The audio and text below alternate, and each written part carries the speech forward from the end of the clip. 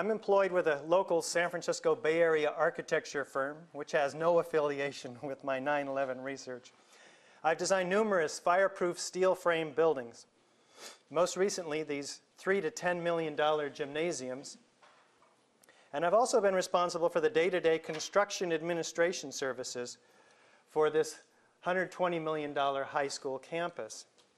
I'm now working on quite a large steel-framed project in Nevada with almost 2 million square feet of retail, parking structure, and high-rise office space.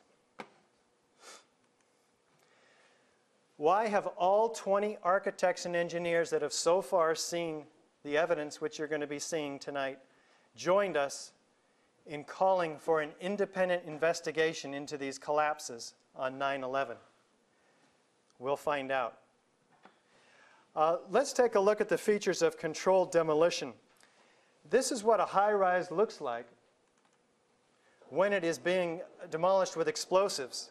Controlled demolitions can be engineered in different ways. Normally, the purpose of a controlled demolition is to remove a structure while avoiding damage to adjacent structures, and to do so economically.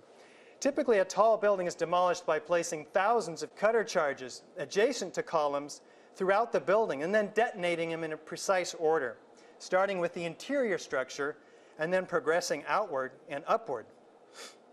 Destroying the interior columns allows the unsupported weight to pull the exterior inward, and destroying the building from the ground up allows the weight of the building to be harnessed to do much of the destruction.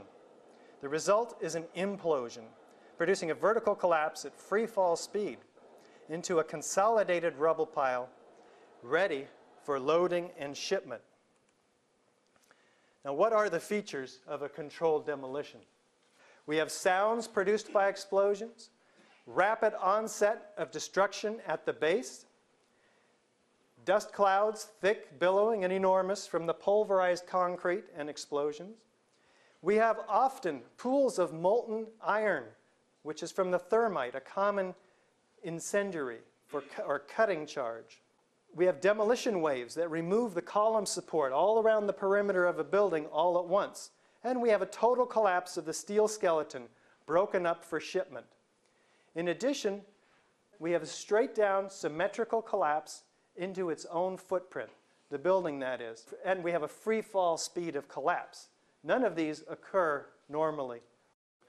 So let's dive right into it and look at the evidence of controlled demolition in Building 7. Now, Building 7 was 350 feet, a football field away from the Twin Towers. It's a 47-story skyscraper that many of you may not even have been aware was brought down on 9/11.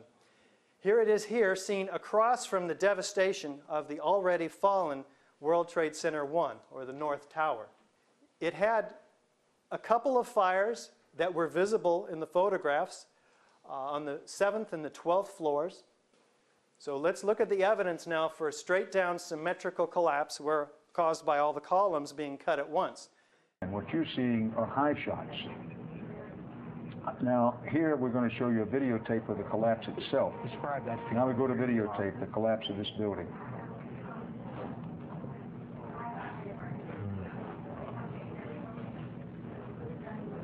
It's amazing. Amazing, incredible, pick your word. For the third time today, it's reminiscent of those pictures we've all seen too much on television before, when a building was deliberately destroyed by well-placed dynamite to knock it down. So the newscasters do tend to tell the truth on the first day, and then somehow the story gets shifted. Deliberately destroyed by well-placed dynamite to knock it down. Now that's what it looks like. How many of you have ever seen a controlled demolition on TV? It kind of looks like this, doesn't it? Let's take a look. Here's another view from NBC. Straight down, symmetrical, into its own footprint. The only thing that can cause this is if all of the perimeter columns, in this case 81 of them, and 24 core columns are cut at once. In fact, to bring the penthouse down, you have to cut the interior just a fraction of a second prior to the exterior, again, which causes the exterior walls to fall. Straight down rapidly. in this case 6.5 seconds.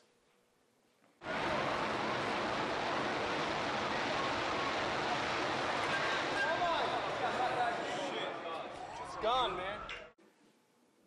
Well, we have also sights and sounds of explosions. Let's take a look.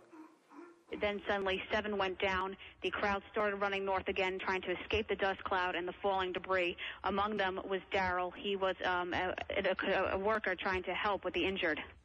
You're just standing there all of a sudden out of nowhere. You hear this clap, sounds like thunder. The building had shock waves going through. You could see a shock wave go up, the windows blast out. You know, it was like I thought I was watching a movie. It was so, I mean, I can't believe this is happening. You know, it's really ridiculous. But you know, came down floor by floor. Structure stayed intact until it all hit the ground. So first, the sound of a clap of thunder, a shock wave ripping through the buildings, and then the building coming down.